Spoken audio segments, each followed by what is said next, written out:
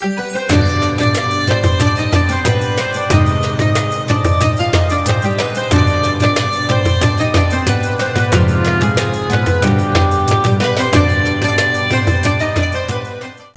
warahmatullahi wabarakatuh. Halo sahabat Forsil, selamat datang di podcast Pemuda Forsil. Saya Fendi. Pada episode kali ini kita akan membahas tema yang sangat menarik dan inspiratif. Rahasia sukses, bisnis berkah, hidup berkah. Oke, pada episode kali ini kita akan menggali rahasia sukses dari seorang pengusaha muda, pengusaha sukses yang telah menjalani perjalanan luar biasa di dunia bisnis. Mari kita sambut narasumber kita, Bapak Dewan Muhtar. Seorang pengusaha sukses yang telah membangun Dewan Muhtar Center atau DMC yang tentu saja menekankan prinsip-prinsip keberkahan dalam dunia bisnis. Selamat datang Bapak Dewan Muhtar. Ya. Oke Pak, untuk memulainya bisa diceritakan sedikit tentang perjalanan bisnis Anda atau apa yang membuat Anda terinspirasi untuk terjun ke dunia bisnis? Ya, sebetulnya sebelumnya tak kenal maka tak sayang. Perkenalkan dulu untuk teman-teman Forsil, saya adalah Dewan Muhtar. Saya Bekatul, yaitu Bekasi Hitulen, asli dari Cikarang. Mantap. Yang tadi dibilang Pak Pendi itu rahasia suksesnya itu, sebenarnya saya belum pantas merasa diundang ke sini nih, Pak. Gitu. Karena belum menjadi siapa-siapa gitu. Tapi saya berpikir lagi, sebaik-baiknya manusia adalah bermanfaat untuk orang lain. Mudah-mudahan kehadiran saya di sini bisa menjadikan inspirasi, bisa menjadikan manfaat untuk teman-teman muda, khususnya milenial dan Gen Z ke depannya. Gitu. Rahasia suksesnya sendiri sebenarnya nggak ada rahasia, semua udah rahasia umum. Gitu. Tinggal gimana kita menjalankan step by stepnya. Itu adalah berawal dari tekanan keluarga. Artinya dulu saya itu dididik bingung juga. Saya kerja nggak boleh, nganggur diomelin. Artinya Kerja kemana? nggak boleh, nganggur diomelin. Arah dari yang mengarahkan saya ini, itu bisa disebut orang tua saya, bisa disebut dari kakek saya sendiri, gitu. Begitu saya selesai lulus masa sekolah itu, saya bingung, saya mau kerja nggak boleh, tapi nganggur diomelin. Tapi memang pada dasarnya seluruh keluarga saya itu pengusaha, walaupun hanya kecil-kecilan. Artinya itu saya dididik dari kelas 3 SD, itu udah bangun jam 3 subuh, saya udah pergi ke pasar, suruh buka toko beras, bangun, buka toko beras, ke pasar, dari jam 3 subuh tuh. Pulang-pulang saya jam 6 subuh itu, jam 6 pagi saya pulang, saya sekolah SD dulu, pulang sekolah SD saya jam 12, saya balik lagi ke pasar. Aktivitas saya selalu seperti itu, di setiap harinya. Apalagi di hari libur, itu pasti full saya di pasar. Jadi bisa dibilang saya ini anak pasar gitu Pak Wendy. Yang kalau pengen sesuatu, saya harus cari sendiri. Gitu. Saya bahkan pernah di pasar itu waktu kelas 3, 4, 5 SD itu saya berjualan kantong. Ketika saya pengen sesuatu, saya tidak pernah dikasih ikannya, tapi saya selalu dikasih kailnya untuk bagaimana cara mendapatkan ikannya itu. Saya selalu dikasih, saya kalau setiap mau beli mainan, nih jualin dulu kantong, keliling pasar saya jualin kantong jumbo dulu, yang harganya 500 perak itu bisa dapat 2. Kantong gitu, ke para ibu-ibu yang belanja gitu. Berjalannya waktu, saya lulus SD, saya disekolahkan sama kakek saya di Jawa Timur, pondok pesantren di Jombang, yaitu pondok pesantren Darul Ulum, gitu. Memang di saat itu sangat jarang yang anak-anak zaman itu untuk pesantren, untuk mondok itu jarang. Saya merasa dibuang waktu itu. Dalam artian kita masih kecil, merasa dibuang. Kalau pandangan kita, tapi kan kalau prinsip orang tua beda lagi. Karena untuk menanamkan nilai-nilai agama pada dasar agama pada diri saya sendiri mungkin. Saya nangisnya luar biasa itu 1 bulan Pak Pindi. Nangis pengen balik gitu kan. Pengen balik nangis gitu. Tapi ternyata memang baru kerasanya sekarang gitu. kerasanya sekarang luar biasa. Kerasanya sekarang akhirnya begitu saya pulang mondok selama 6 tahun di Jombang, otomatis ada lagi tawaran karena saya udah menyelesaikan misi untuk pondok itu. Saya berpikir kalau saya di pondok itu orang tua saya memondokkan saya, wah saya harus jadi ustadz, saya harus jadi kiai. Itu yang membuat saya nangis. Karena menurut saya saya tidak mau di jati diri di situ, bukan. Padahal belum tentu ya. Belum tentu. Tapi begitu orang tua saya bilang, gua nyekolahin lu, mesantren lu di Jombang, bukan harus jadi kiai, bukan harus jadi ustadz. Yang penting kamu tahu halal, tahu haram, tahu kewajiban kamu. Itu adalah tugas kamu untuk mondok pesantren. Gitu. Baru saya di situ tenang, lega. Oh, berarti gua hanya menjalankan tugas ini yang saya jalankan. Akhirnya selama saya pondok, saya menjalankan dengan tugas dengan sampai selesai di Jombang. Pulang dari Jombang otomatis ada tawaran lagi. Mau apa? Mau kuliah, mau jadi polisi, mau jadi tentara. Nah, di sini udah mulai kita harus arah tujuan mau kemana nih. Saya berpikir dari kecil saya dididik, digembleng untuk jadi usaha.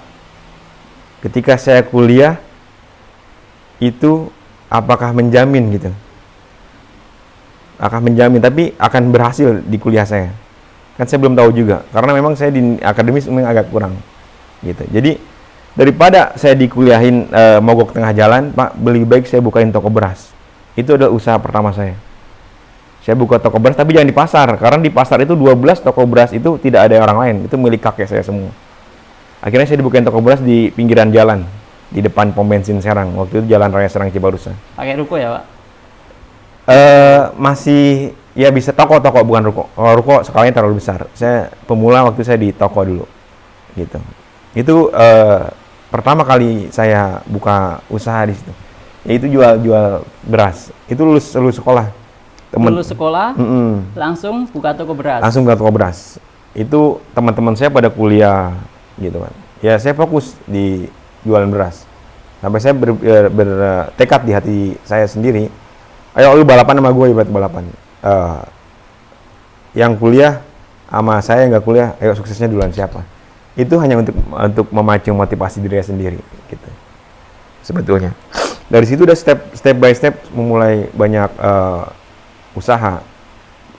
Yang pertama itu toko beras. Saya lari lagi ke Jababeka, buka toko elektronik, buka toko kelontong. Setiap ada orang yang ngajak usaha bareng, saya nggak ada takutnya. Selalu saya bilang iya, apapun jenis usahanya. Saya bukan nasi padang, saya buka es dawet 5 titik gitu kan. Saya buka lapangan futsal, buka banyak mulai kesininya. Tapi beriringnya waktu itu hanya perjalanan, tidak harus selalu stay di situ, gitu. Karena kan banyak juga bermitra dengan orang lain, gitu. Sampai akhirnya saya ya menemukan titik usahanya itu ya di sekarang ini, gitu. Dan kenapa itu jadi motivasi saya? Karena teman-teman yang di wilayah Bekasi ini kan bisa dibilang itu tuan rumah. Itu saya harus bisa menguasai rumah saya sendiri. Akhirnya saya jangan jadi tamu di rumah saya sendiri. Bekasi ini kan luar biasa. Udah bisa dibilang bukan cuman miniatur Jakarta atau bukan miniatur Indonesia. Bekasi ini sudah bisa dibilang miniaturnya Asia, gitu kan. Karena seluruh ras apa aja di sini, ada orang Jepang, ada orang Korea, ada orang India, ada. Itu bisa dibilang miniaturnya Asia. Bagaimana cara anak-anak Bekatul ini bisa nggak jadi tamu di rumahnya sendiri? Itu yang saya tekankan, gitu. Harus bisa keluar, survive, gitu. Artinya jadi memiliki rumah sendiri, gitu. Nggak jadi tamu di rumah sendiri. Itu bagaimana caranya, itu saya berpikir keras, gitu. Harus jadi tuan rumah di rumahnya sendiri, gitu Pak Pendi. Oke, sangat menarik, luar biasa. Nah, Pak, untuk saat ini kan banyak orang ya yang ingin terjun ke dunia bisnis, tapi terkendala dengan tantangan. Nah, Bapak sendiri, tantangan apa yang Bapak hadapi dan bagaimana Bapak menyelesaikannya?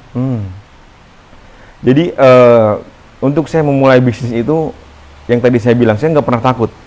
Mungkin itu salah satu yang harus digarisbawahi. Tidak pernah takut memulai bisnis apapun. Jangan pernah berpikir risikonya seperti apapun. Resikonya pasti ada resikonya. pasti ada resikonya di bisnis apapun. Artinya dengan saya selalu mencoba, jatuh lagi, mencoba lagi, jatuh lagi, mencoba lagi, jatuh lagi. Mungkin kalau bisa di list itu kurang lebih dari 30 bisnis yang udah pernah saya. Itu hanya proses ya, Pak? Hanya proses. Kita harus menjalankan proses itu. Kita harus mencintai prosesnya, baru akan kita bisa menikmati hasilnya. Kalau kita tidak cinta sama prosesnya, sampai kapan kita nggak pernah menikmati hasilnya. Cintai prosesnya, nikmati hasilnya. Gitu. Jadi ketika ada Pak Pendi, kita bisnis ini bagaimana? Misalkan ya, untuk anak-anak sekarang kan pasti berpikir, ya, modalnya berapa, untungnya berapa, gitu kan. Nah, nanti kalau saya rugi, saya gimana? Pertanyaan-pertanyaan seperti ini harus saya selalu dihindari. Karena prinsipnya ada dua. Orang sukses sama orang gagal itu ada dua. Orang sukses itu selalu mencari solusi, orang gagal itu selalu mencari alasan. Oke. Gitu. Setuju nggak? Iya, Pak, saya setuju, Pak. Orang sukses itu selalu mencari solusi, orang gagal selalu mencari alasan. Pak, hari ini bisa meeting, oh mau maaf Pak, saya hujan, nggak bisa datang. Alasan. Tapi kalau orang sukses, apapun kondisinya, siap Pak, saya datang. Mau ulu basah kuyup, mau ada badai petir melintang, tetap jalan. Cari solusinya. Solusinya. Itu orang sukses. Itu orang sukses. Gitu. Salah satunya. Cari solusinya. Dan itu harus dimulai. Mulai dulu. Kalau kita nggak mulai, kita nggak bakal tahu ini resikonya di mana, kejadiannya seperti apa, harus ada solusi seperti apa. Akhirnya kan belajar dari proses itu kita bisa bertumbuh, bisa ambil pelajaran, ambil hikmahnya. Akhirnya nanti bisa di satu titik yang memang itu adalah bagian dari semua perjalanan. Jadi suatu saat pasti bertemu dengan kesuksesan di bisnisnya yang benar-benar manfaat untuk orang lain, manfaat juga untuk keluarga. Gitu Pak Pendi. Oke, mantap. Sangat menginspirasi, Pak. Nah, dalam konsep bisnis berkah nih, Pak. Menurut Pak Dewa nih, apa sih definisi berkah dalam bisnis Bapak itu? Definisi berkah itu artinya sebetulnya orang kita tuh apa bedanya dengan orang-orang Chinese? Itu luar biasa. Tapi kalau kita dilihat sekasat mata, lebih banyak sukses orang Chinese. Bang, orang Jawa sama orang Chinese misalkan, itu sama-sama usaha, tapi kenapa suksesnya duluan orang Chinese? Secara tekun, orang Jawa juga lebih tekun, orang Chinese memang tekun, gitu kan. Secara rajin, orang Jawa juga ada yang lebih rajin dari orang Chinese. Tapi kenapa kok ketika setelah berjalan, mayoritas besar selalu orang Chinese ini yang bisa lebih dulu gitu, lebih dulu mencapai kesuksesan, naik. Apa yang bisa membedakan? Apa tuh? Halal haram. Halal haram. Kita orang Muslim, Forsil ini selalu mengedepankan halal haram. Iya. Kewajiban. Ketika kita mau, ini halal nggak nih? Ini riba nggak nih? Yeah. Gitu. Itu yang membedakan kita sama non Muslim. Kenapa non Muslim bisa lebih cepat cepat sukses? Karena dia nggak pakai itu. Apapun yang terjadi ya dia bisnis. Dia nggak ngelihat haram-haramnya. Karena kita diajarkan di agama kita itu harus mengedepankan halalnya, harus mengedepankan haramnya, ribanya seperti apa, hukumnya seperti apa. Itu yang membedakan antara non-muslim dengan kita orang muslim. Jadi memang kita banyak screening, artinya halalnya seperti apa, haramnya seperti apa. Kalau orang itu kan nggak ada, langsung ya, hajar semua. Hajar ya, nggak ada ini kan, nggak ada batasan. Apapun yang dia jalankan, ya dia jual beli. Kalau kita kan enggak. Keberkahan kita jualan itu bukan hanya sekedar jual beli, bukan hanya sekedar untung rugi. Saya selalu menanamkan sebelum saya kerjasama dengan orang lain, Pak, Bu, ini bukan hanya sekedar jual beli Bapak dengan saya, untung rugi Bapak dengan saya. Tapi niatkan ini adalah sebagai satu ibadah kita pada Allah Subhanahu wa Ta'ala. Jadi jangan hanya sekedar habis jual beli kita putus. Tapi saya selalu menanamkan bahwa habis jual beli ini kita harus menyambung tali persaudaraan ke depannya. Begitu. Karena kan banyak juga yang dari luar kota, saya juga keluar kota. Jadi saya selalu bilang, Pak, nanti kalau Bapak main ke Cikarang, Bapak harus mampir ke tempat saya. Karena Bapak udah jadi saudara sama saya, bukan hanya sekedar jual beli. Begitu juga saya, nanti ketika saya ke Bandung, saya pasti mampir ke tempat Bapak. Gitu. Itu prinsip yang harus ada plusnya. Bukan hanya sekedar jual beli, bukan hanya sekedar bisnis, tapi dikedepankan adalah persaudaraannya. Apa sih hasil manfaat dari jual beli itu? Bukan hanya sekedar keuntungan, tapi persaudaraan saya dengan teman-teman bisnis lainnya, vendor-vendor yang lainnya gitu harus selalu dijaga, harus selalu dijalin. Makanya itu berkah sampai sekarang. Silaturahmi nggak putus. Kan yang melancarkan rezeki itu dari dasarnya ini, dari pedomannya itu, yang itu adalah siapa yang silaturahmi itu bakal panjang umur, bakal banyak rezeki. Nah, ketika kita udah buka pintu itu, panjang umur banyak rezeki, otomatis kan kita banyak ketemu rekan-rekanan bisnis tuh, jual beli tuh, bisnis tuh. Kita nggak stuck di jual beli, di untung doang. Silaturahmi jalin lagi, itu bakal jadi berkah. Gitu. Menurut saya sih, itu yang sudah jalankan. Gitu. Bukan katanya, bukan seharusnya. Itu yang sudah pernah jalankan, yang saya rasakan sampai saat ini. Sangat luar biasa nih, Pak. Nah, Pak, kita ke strategi bisnis ya. Kunci sukses apa yang harus dimiliki oleh pengusaha, Pak? Nah, jadi kunci sukses itu, baik lagi mungkin saya karena orang Muslim, saya punya dasar-dasar agama yang bisa bikin saya tenang ketika saya menjalankan usaha, menjalankan bisnis. Baik lagi kepada dasarnya, ketika kita berjuang tanpa doa itu sangat, apa itu dibilangnya, takabur. Berjuang tanpa doa, takabur. Takabur, gitu. Kita berdoa juga tanpa perjuangan, proses juga, itu juga bisa dibilang terlalu sombong. Terlalu sombong. Jadi beberapa aspek itu harus kita sinergikan. Artinya saya berjuang bisnis, tapi strateginya itu harus kalau saya dibilang religi saya juga cukup kental gitu kan.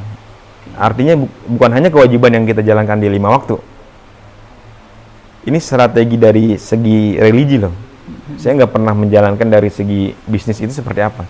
Dari segi bisnis itu saya hanya menjalankan trust, kepercayaan, karena bisnis itu harus ada kepercayaan.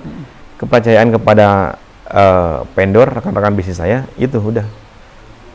Sisanya kamu mau nipu saya silakan, kamu mau bohongin saya silakan, urusannya bukan sama saya, tapi urusannya sama Allah. Strategi saya yang saya jalankan itu ada religinya. Kedekatan saya dengan Allah Subhanahu wa taala seperti apa. Gitu. Kita harus ada 5 waktunya, harus ada sunnahnya, misalkan bisa-bisa tahajud, bisa-bisa duha, itu jangan ditinggal. Karena saya juga dari SMP itu banyakan Senin Kamis itu saya nggak lewat. Puasa Senin Kamis itu nggak lewat. Setiap bulan pasti ada bolongnya, walaupun nggak full pasti setiap bulan tuh ada saya Senin Kamis. Gitu. Jadi strategi saya sih lebih pada religinya, menekankan ke arah religinya. Ketika di bisnisnya itu hanya adalah sebuah hanya skema aja, itu skema duniawi. Kalau memang kita ditakdirkan sudah harus sukses di bisnis itu sukses aja apapun yang terjadi. Oke, mungkin yang saya harus garis bawahi, jika kita ngejar akhirat, insya Allah dunianya dapat. Seperti ya, betul itu maksudnya. Jadi saya nggak pernah mengejar dunia dengan strategi apapun, tapi saya kejar dunia itu melewat akhirat dulu. Gitu. Makanya lebih tenang, jalannya lebih enteng. Gitu. Sangat-sangat baik nih, Pak. Sangat-sangat bagus nih, Pak. Nah, Bapak kan sibuk di dunia bisnis nih, Pak. Bapak sendiri bagaimana cara menjaga keseimbangan antara kehidupan pribadi dengan dunia bisnis Bapak nih, Pak? Ini yang harus kita garis bawahi dalam 1 minggu ini. Itu hanya Berapapun harinya, mau 8 hari, 1 minggu, mau 20 hari, kalau salam 1 minggu, tidak akan bisa cukup gitu. Artinya kita nih kalau saya memilah nih, ini ada bakti, ada 4 bakti yang saya tanamkan. 4 bakti. Yaitu bakti terhadap keluarga, bakti terhadap misalkan bisnis kita apa yang kita jalanin, bakti terhadap NKRI Pancasila ini, sama satu lagi bakti terhadap sosial Masyarakat ya, Pak. masyarakat. Jadi keempat ini harus punya waktu masing-masing. Walaupun hanya 1 jam, dalam 60 menit itu 1 jam, saya harus memikirkan bakti terhadap daerah ini apa. Kalau misalnya lingkupnya negara mungkin terlalu besar, saya berpikir saya harus berbuat apa untuk wilayah saya, itu Bekasi ini. Bentuk kebaktian Bapak terhadap Bekasi, Bekasi, gitu ya, tanah kelahiran. Bakti kita pada keluarga apa? Jadi setiap menjalankan sesuatu, Sabtu Minggu saya ke mall, itu sebelum berangkat kita harus tanamkan dalam diri kita. Ini adalah salah satu bakti saya terhadap keluarga. Saya ngajak anak istri saya ke mall, kalau nggak jalan-jalan ke tempat lain, sebagian dari bakti pada saya pada keluarga. Itu harus diniatkan, Pak. Nggak cuman asal jalan-jalan aja. Itu nggak ada hikmahnya. Okay. Tapi sebelum kita melangkah keluar rumah, kita mau apa nih? Yang saya 4 tadi kan. Kalau saya ada 4, mungkin beda-beda antara setiap orang ada baktinya kepada apa. Sebelum saya melangkah keluar, itu harus diniatkan. Ini bagian salah satu bakti saya terhadap keluarga, yaitu saya mengajak hiburan, jalan-jalan, bawa keluarga ke mall. Udah, dalam hati jalan itu. Nanti plong. Begitu juga kita mau kerja. Ini adalah salah satu bakti saya gitu, kepada daerah ini untuk sosial. Dalam hati nggak diomongin gitu. Karena saya itu nggak pernah kemana-mana. Saya selalu di Bekasi. Artinya setiap hari saya nginjek tanah Bekasi. Setiap hari saya minum air Bekasi. Setiap hari saya menghidup udara Bekasi. Tapi bakti apa yang udah pernah saya lakukan untuk daerah ini? Sombong sekali saya. Setiap hari saya nginjek ini tanah Bekasi. Setiap hari saya minum tanah Bekasi. Terima kasih lu apa sama gua? Kata daerah. Ya, itu harus ditekankan. Terima kasih lu kamu apa? Gitu. Saya mau lari ke kolong meja, ke ngumpet di kardus. Artinya tanggung saya jawabnya nggak bisa diam. Iya, iya. Saya nggak bisa diam. Harus ada yang selalu saya lakukan. Gitu. Salah satunya kan saya tinggal di wilayah Lipo ini untuk mengurangi itu sebetulnya. Sosial yang sangat tinggi sosial saya, biar saya kurangin ah. Saya lari ke Lipo, tinggal di klaster, biar sedikit mengurangi, bukan terhindar saya keluar dari sosial itu. Mengurangi tekanan-tekanan atau tanggung jawab Tanggung jawab kejaran. Karena waktu saat itu kan saya belum settle, tapi saya juga dikejar-kejar juga, gitu kan. Akhirnya ya saya sama istri saya pindah di Mall Lipo, di Lipo Cikarang ini. Akhirnya tetap juga nggak bisa hilang, dikejar juga dari berbagai, bukan Cikarang Selatan lagi bukan. Dari Bekasi ya? Dari Bekasi saya dikepung, gitu. Karena memang mungkin tahu nilai sosial saya sangat tinggi, gitu. Jadi teman-teman merasa ngobrol sama saya nyambung, gitu. Satu pemikiran, satu misi, gitu. Itu luar biasa. Makanya saya buat di MC, gitu kan. Awalnya itu di MC itu kan di corporate, di perusahaan saya. Tapi ada juga sosialnya. Mulai sekarang udah mulai ketimpang, artinya mulai campur aduk apa yang di antara DMC corporate ini dengan sosial saya. Akhirnya dalam 1 bulan kebelakangan ini saya membentuk lagi. Jadi dari DMC ini harus ada CSR-nya. Gitu. Akhirnya saya bikin babat alas, teman-teman. Babat alas. Iya. Mungkin bisa diceritakan apa itu babat alas, Pak? Babat alas ini adalah salah satu wadah kumpulan untuk milenial dan Gen Z. Awalnya saya fokus di Cikarang Selatan, gitu. Tapi banyak teman-teman dari kecamatan lain juga pengen ikutan. Sebentar, Pak. Babat Alas, mungkin itu singkatan atau? Itu salah satu singkatan. Babat Alas itu adalah Balad Bang Dewan Aliansi Anak Bekasi, gitu. Oke, luar biasa. Itu tempat ngumpulnya milenial sama Gen Z di situ dari berbagai kecamatan di Kabupaten Bekasi ini. Awalnya Cikarang Selatan. Awalnya Cikarang Selatan. Tapi berhubung jaringan saya sedikit luas di berbagai kecamatan, saya sounding pada teman-teman, akhirnya mereka tertarik. Pak, kenapa Cikarang Selatan aja? Buka dong Cikarang Barat saya. Oh, itu bukan Bapak yang Bukan. Dia yang minta gitu. Karena kan kita juga sering, mungkin teman-teman dari Babat Alas Cikarang Selatan suka posting apa, akhirnya mereka mau gitu ikut dengan kita. Itu seluruh kecamatan itu kenal dekat sama saya. Kenapa mereka mau? Karena udah ada jasa-jasa saya di kecamatan-kecamatan itu. Makanya mereka mau. Pak, ikut dong Babat Alas gitu. Karena dari bukan dari kepanjangannya aja, tapi Babat Alas itu menumpas keburukan, segala keburukan menjadi kebaikan. Jadi saya buka wadah di situ. Kamu yang punya potensi apapun, kamu ngumpul di sana. Kamu mau berjualan, ayo. Kamu mau berbisnis, ayo. Gitu. Kamu mau olahraga di situ, ayo. Gitu. Kamu mau berdakwah di situ juga, ayo. Gitu. Babat Alas itu sendiri. Kenapa, Pak? Kenapa ini Babat Alas? Bukannya saya pengen sok-sokan, bukannya saya pengen sombong-sombongan. Ada Bang Dewannya, Balad Bang Dewan Aliansi Anak Bekasi. Karena memang seluruh biaya operasional Babat ini saya yang nanggung. Pertama itu. Yang kedua, salah satu forum itu harus ada figur yang dijual. Artinya, silakan teman-teman manfaatin saya semaksimal-maksimalnya untuk bisa mengembangkan potensi teman-teman, gitu.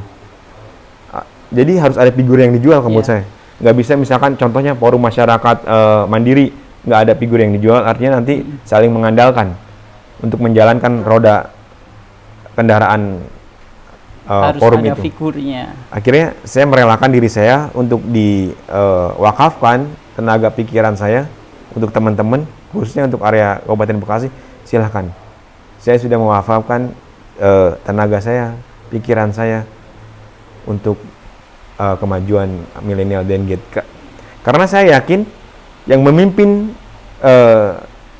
Indonesia maupun Bekasi khususnya di 2009 ke atas ini bukan lagi yang sekarang duduk. Ya, nantinya akan digantikan generasi selanjutnya. Pasti gitu, generasi Gen Z ini. Sedangkan sekarang ini step by stepnya generasi Gen Z ini kebingungan. Gua belum harus ada kemana? wadahnya. Iya, arahannya belum ada wadahnya. Makanya saya ciptakan itu. Saya ciptakan wadah untuk generasi milenial Gen Z untuk menyiapkan pemimpin masa depan di 2029 sampai dengan selanjutnya. Menyiapkan generasi selanjutnya. Iya, gitu. Baik Pak, Pak, kita coba kopi favorit saya dulu nih Pak, kopi Panama nih Pak, silakan. Oke, acara kali ini selain disponsori oleh Panama Coffee, acara ini juga disponsori oleh Trigger Logistik yang beralamat di Cempaka Putih, Jakarta Pusat. Oke, selanjutnya Pak, tips untuk sahabat Forsil nih Pak, untuk memulai bisnisnya dan mencapai keberkahan dalam bisnisnya Pak, mungkin bisa diceritakan Pak? Keberkahan gimana? Oke, tips untuk sahabat Forsil yang ingin memulai usaha, memulai bisnis, dan nggak cuma mulai Pak, tapi mencapai keberkahan dalam dunia bisnis. Ya. Jadi untuk memulai jangan terlalu banyak berpikir. Sekecil apapun yang kita jalankan bisnis, jalankan. Jadi saya selalu berpikir jalankan yang terbaik oleh teman-teman dalam menit ini. Apa yang terbaik untuk dalam menit ini, jalankan. Jalankan yang terbaik dalam 1 jam ini. Jalankan yang terbaik dalam 1 hari ini. Jalankan yang terbaik dalam 1 minggu ini. Jadi kita harus mulai dari yang terkecil. Artinya yang terkecil, begitu juga dengan bisnis. Kamu mau jualan aqua, jualan aqua. Memulai. Jangan pernah melihat ini bisnis gak pantas buat saya, terlalu kecil. Ini bisnis gak pantas buat saya, terlalu besar. Jalankan aja. Gitu. Baru bisa memulai. Karena bisa jalan itu karena udah bisa memulai. Gitu. Yang sulit ini untuk memulainya. Pionernya itu yang sulit. Mulai dulu. Memulai. Saat ini juga. Saat ini juga. Jangan pernah berpikir nggak punya modal. Modal itu nomor sekian. Asli. Modal itu nomor sekian. Saya nggak punya modal awalnya. Karena berpikir saya pasti bisa, saya harus bisa, akhirnya jalan.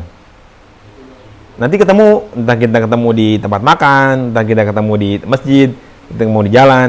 Yang penting niatkan dalam hati kita, gue mau bisnis, gue mau usaha. Oh ternyata gue perlu biaya. Modal itu hanya dibilang, modal itu kan bukan hanya segi materi.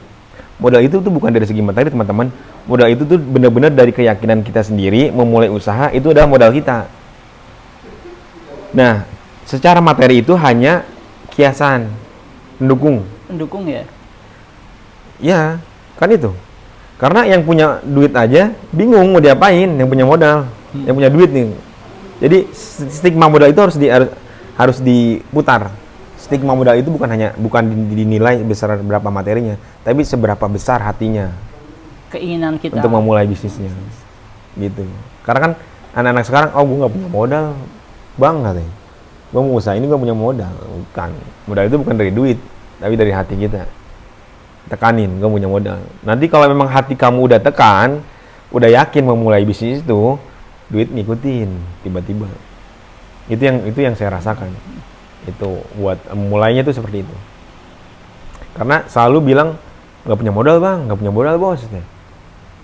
Itu bukan itu. Gitu. Oke Pak Dewan, sebelum kita tutup nih, mungkin ada yang Bapak mau sampaikan ke pemuda Forsil? Nah, pemuda Forsil itu harus menjadi contoh, harus menjadi panutan.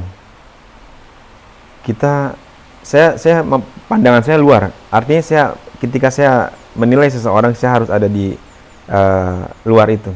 Jadi harapan saya untuk pemuda-pemuda Forsil ini bisa menjadi contoh, bisa menjadi panutan, bisa menjadi motivasi untuk para pemuda di luar. Gitu Pak Pendi. Jadi bukan hanya kita perbesar, bukan hanya lingkup Lipo Cikarang. Mudah-mudahan Forsil ini bisa lebih luas lagi, bisa berdampak untuk masyarakat sekitar Lipo.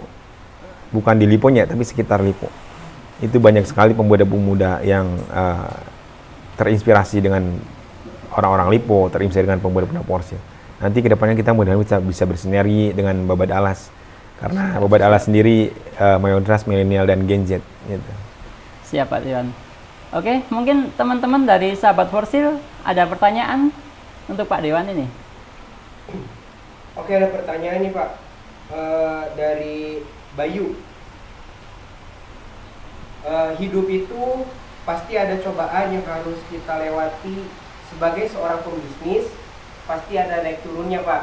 Nah pertanyaannya Pak, bagaimana cara kita bangkit dan berjuang kembali pada saat bisnis kita jatuh? Dari Bayu, terima kasih. Oke, terima kasih Mas Bayu. Silakan Pak Dewan. Balik lagi pada kalau saya itu pasti kembali kepada sajadah dan Al-Quran gitu. Karena pedoman kita, saya memulai bisnis itu awalnya dari situ, dari sana, berangkatnya gitu. Jadi ketika ada masalah, ada problem, tidak ada lagi solusi selain kita menyerahkan masalah kita semuanya kepada Allah Subhanahu wa Ta'ala gitu. Jadi saya selalu balik. Saya nggak pernah cari solusi di luar, nggak pernah pusing-pusing. Jadi begitu saya sholat, saya ngadu, ini ada masalah, ini problemnya seperti ini, udah. Nanti lillahi ta'ala itu pasti ada aja jalannya. Saya juga kadang berpikir, kok kayak gini, kok aneh gitu ya. Tapi kalau secara logika kan pemikiran kita tuh nggak bakal sampai ke sana. Berhubung keyakinan saya udah sangat luar biasa, ya saya balik lagi. Karena sebelum saya memulai usaha tadi, saya istiqoroh kan. Ini saya mau ambil nih, kira-kira A apa B? Opsi kan. Ada jawaban lah, A. Nanti ketika ada problem lagi, saya balikin lagi sama yang punyanya. Ya Allah ada problem nih. Udah, nanti 1-2 hari pasti ada jalannya. Jadi saya nggak pernah selalu teknis yang saya bayangkan. Wah saya ada problem di bisnis saya, ini teknisnya harus seperti apa ya? Wah ternyata harus langkah A, B, C gitu. Enggak. Saya balik lagi teknis saya mah berdoa udah. Karena tugas saya hanya berdoa, yakin sama Allah Subhanahu wa taala, nanti urusannya yang tadi problem tadi diurusin sama malaikat-malaikat Allah yang tiba-tiba datang. Lillahi ta'ala. Lillahi ta'ala datang. Oke, Gitu. jadi seperti itu. Jalanin lillahi ta'ala aja. Lillahi ta'ala. Udah. Kita mau gagal di bisnis itu, berapapun nilainya, emang harus gagal ya harus gagal. Nanti kita harus sukses ya harus sukses. Nggak usah ada berpikiran di beban teman-teman, nggak usah berpikir apapun. Pikirannya kita percaya sama Allah Subhanahu wa taala. Karena kan salah satu kekuatan di badan kita itu bukan tangan kita, bukan kaki kita, bukan hidung kita, bahkan bukan mulut kita. Kekuatan yang paling kuat dalam tubuh kita adalah kekuatan pikiran. Jadi bagaimana teman-teman bisa mengolah pikiran kita, itu akan menentukan jawabannya. Kita berpikir jawaban, wah ini ada problem, wah enggak, ini bukan problem. Ini hanya salah satu proses. Ini pasti bisa lewat, ini pasti bisa sukses. Tapi kalau kita mumet mulu otak kita, ya ampun ini problem gimana? Lah besok ada tagihan gimana? Itu gimana? Itu yang mungkin mempersulit itu bukan orang lain tapi diri kita sendiri. Gitu. Diri kita sendiri yang bikin sulit itu pemikiran kita yang bikin sulit. Ayo kita berantem sama pemikiran kita. Gitu. Lawan pemikiran kayak gitu. Saya nggak pernah berpikir jelek sama siapapun. Gitu. Mau rekan bisnis, mau kata orang, bos dia nipu mulu sekian miliar, agak ada yang jelek di mata saya. Lu ada urusan dengan dia, tapi dengan kamu saya baik ya saya baik. Pikir. Walaupun kamu sama saya jelek, saya terus berharap suatu one day kamu pasti bisa bagus. Gitu. Itu sih. Makanya jadi jangan pernah berpikir buruk pada siapapun. Itu aja. Oke, terima kasih Pak Dewan atas wawasan, inspirasi yang luar biasa. Semoga sahabat-sahabat Forsil bisa mengambil pelajaran dari perjalanan bisnis Pak Dewan. Jangan lupa like, comment, and subscribe. Terima kasih, sampai jumpa di podcast selanjutnya. Saya Fendi, saya pamit undur diri. Wassalamualaikum warahmatullahi wabarakatuh.